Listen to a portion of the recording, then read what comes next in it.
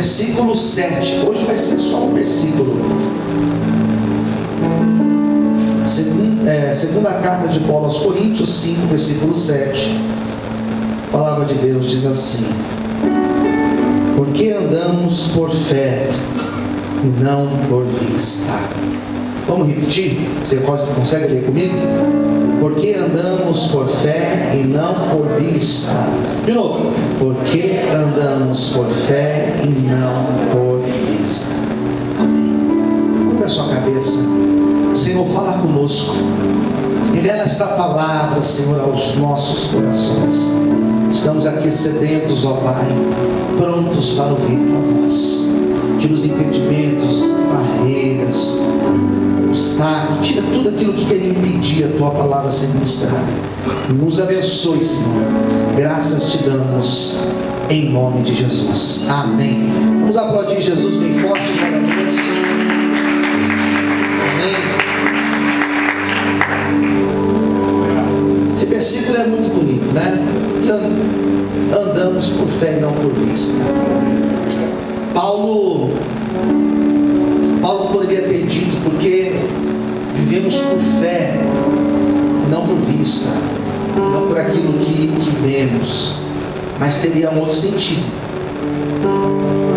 O verbo que Paulo usa é o verbo andar.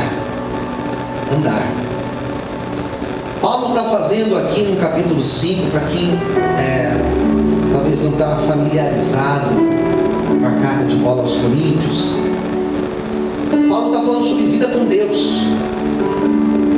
Eu preguei o capítulo, acho que foi 1 e 4,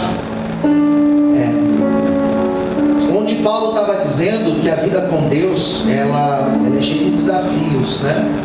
Ela não é tão simples, ela tem altos e baixos. Ele fala de fraqueza, ele compara o servo de Deus a um vaso. Eu expliquei, foi semana passada, se não estiver enganado, um vaso de barro, com toda a sua fragilidade. E esse capítulo 5, ele fala dessa vida com Deus. E ele vai utilizar 3 metáforas para exemplificar essa vida com Deus. A primeira delas, ele vai falar de algo que ele entendia muito. Não sei se você conhece a história de Paulo, mas Paulo, ele não era somente fariseu, ele confeccionava tendas. Ele vai dizer que o servo de Deus, enquanto ele vive aqui na terra, ele é comparado a uma tenda. E no dia que ele morre e ele se encontra com Deus e se apresenta perante Deus, ele vai dizer que nós somos transformados em um edifício. Mas enquanto nós vivemos aqui, a primeira metáfora que ele usa é a da tenda. Fazendo menção ao tabernáculo, pode ser que sim, mas faz muito mais sentido a menção dessa mobilidade, dessa instabilidade que nós vivemos. A segunda comparação, a segunda metáfora que ele usa é do peregrino. É aquele que está aqui hoje e daqui a pouco ele vai estar ali e mais ali, ou seja, um contínuo movimentar. E a terceira metáfora que ele usa é a metáfora das vestes, dizendo que enquanto nós vivemos aqui, nós estamos como nus, e no dia que nós nos encontrarmos no céu com o Senhor, nós seremos revestidos uma veste eterna na presença de Deus. Olhando para essas 3 metáforas, o versículo 7 ele começa a ficar mais fácil para nós entendermos, porque no versículo 7 ele vai dizer que a vida com Deus é uma vida onde nós andamos, ou seja, ela não é estática, ela não é parada. A vida com Deus não é algo que, por exemplo, como a cidade de Brasília, conhece o Distrito Federal sabe que Brasília, uma cidade projetada, não tem subida, não tem descida, né? Que nem a nossa região aqui, né? Cheio de morro. Não, é algo que ele vai ser plano, ele vai ser reto, sem curvas, muitas curvas. A vida cristã não é assim. Ela é um movimento. Ela é um contínuo movimento. E Paulo vai dizer que nós nos movimentamos, nós andamos, e andamos por fé. Não é por aquilo que vemos ou enxergamos.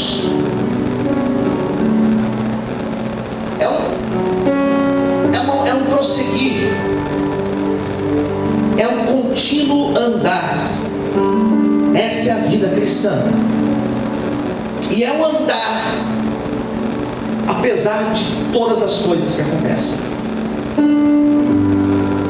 Então vem um problema e eu não paro. Eu continuo andando.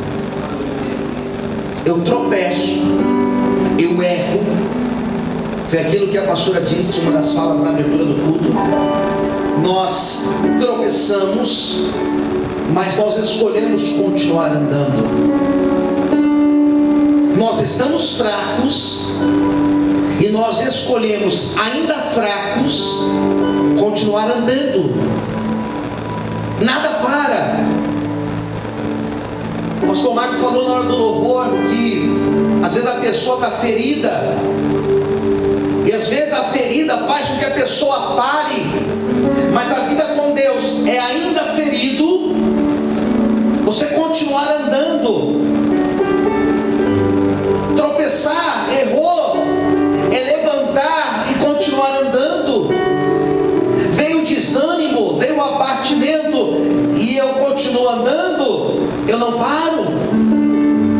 A vida cristã é você continuar caminhando continuamente, apesar das dificuldades, apesar dos impedimentos, apesar da inveja, apesar de pessoas falarem mal, apesar de pessoas te criticarem, apesar de pessoas tentarem te parar, ainda assim você se levanta e você continua andando. Nada para o verdadeiro cristão. Ele pode ficar doente e ele continua andando. Ele pode ficar desempregado, mas ele continua andando. Ele pode enfrentar os maiores problemas na sua casa, mas ainda assim ele se põe de pé e parece que nada está acontecendo. Por quê? Porque ele continua andando em fé para a glória de Deus. Aleluia! Você pode dar glória a Deus por isso? Andar é isso, queridos. É você escolher continuar apesar de todas as dificuldades. Quem entendeu, diga amém. Hoje de manhã eu estava pregando e eu quis dar um exemplo que não estava aqui no meu esboço. Eu lembrei de algo, né, na hora da pregação. Isso acontece muito. A gente está pregando, vem algo e a gente lembra, né? E eu quis dar um exemplo aqui hoje cedo, e eu dei o exemplo. Eu comecei a falar do exemplo e eu esqueci de estar falando. Jesus Cristo me deu um branco, aquela tela azul que está no computador, me deu uma tela azul. Eu falei, o que eu estava falando? E me deu um branco, eu não lembrei. E eu falei, eu vou lembrar, nem que eu tenha que voltar a gravação, mas eu vou lembrar, e à noite eu vou contar esse exemplo. E algumas pessoas já me escreveram dizendo, e aí pastor, lembrou? Eu falei, lembrei, mas só vou falar no culto. E eu lembrei. Por que nós temos que continuar caminhando? E o exemplo que eu dei foi que, não sei se vocês estão acompanhando as notícias, e chegou uma notícia essa semana, acho que foi, que nos próximos dias, já não basta os nossos problemas, né? Já não basta a guerra lá no outro lado do mundo, refletindo aqui, nosso combustível para lá no espaço, né? Chegou uma notícia que nos próximos dias chegará no Brasil uma nuvem de areia lá do Saara. Alguém viu isso, essa reportagem? Levanta a mão. Lá, ufa, graças a Deus. De manhã eu perguntei, só um irmão sentado ali levantou a mão. Acho que foi isso que me distraiu, né? Ninguém já viu. Mas uma nuvem de areia lá do Saara chegará aqui no Brasil.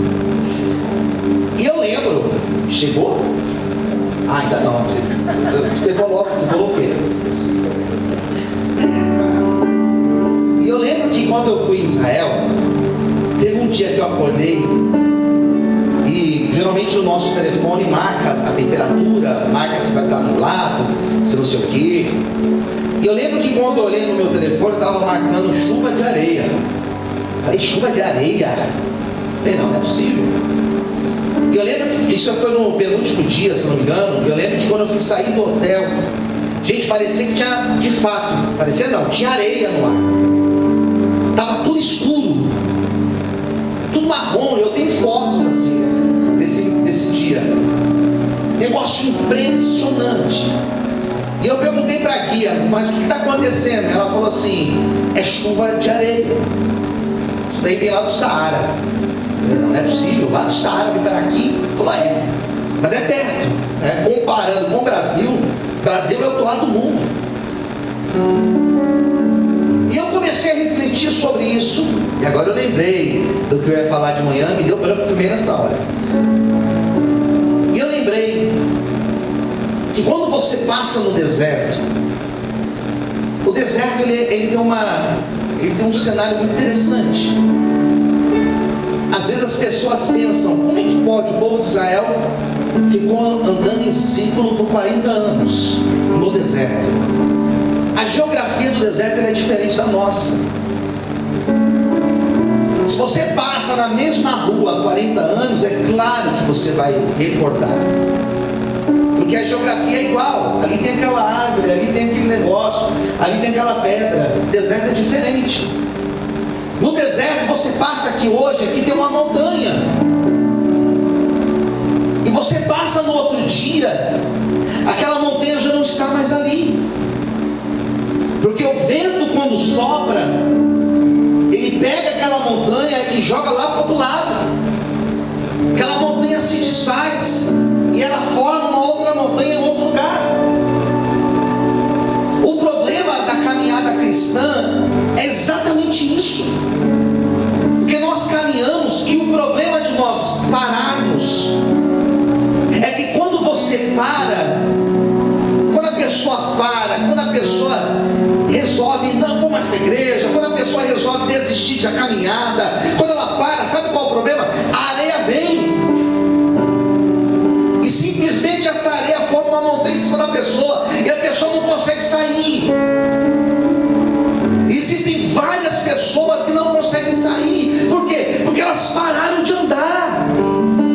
Paulo está dizendo, a vida com Deus é andar, e não é andar por aquilo que nós enxergamos, não é andar quando tudo está favorável, é andar quando tudo estiver mal e você tem fé de que as coisas vão melhorar. Por isso, o conselho de Deus para mim e para você nessa noite, ou para você que está assistindo esse culto, é para você não parar, é para você continuar, ainda que os problemas sejam maiores do que a sua força, ainda que a tua condição hoje seja desfavorável, continue, porque você vai chegar lá na terra prometida, diz o Senhor para você nessa noite. Quantos podem glorificar a Deus por isso? Aleluia! Mas aqui surge a questão, e a minha pregação vai em cima dessa questão, ela é temática, porque a questão que surge aqui é a seguinte, tá? Não posso parar, eu devo continuar caminhando. Quem entendeu até aqui, diga amém.